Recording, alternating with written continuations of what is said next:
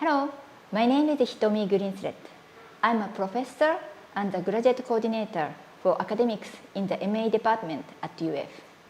I'm also the principal investigator of Nontraditional Manufacturing Lab, and my lab's vision is scientific discovery of engineered surfaces. My primary research focuses on surface engineering using magnetic field assisted finishing, MAF. My research is not only limited to clarifying the underlying principles and significance of MAF, but also includes the development and manufacture of products that benefit from engineered surfaces. MAF is applicable to many different geometries, such as flat or curved surfaces. The applications can be found in optics, aerospace, medical devices, and so on. We investigate surface functions to reply to relevant industrial demands.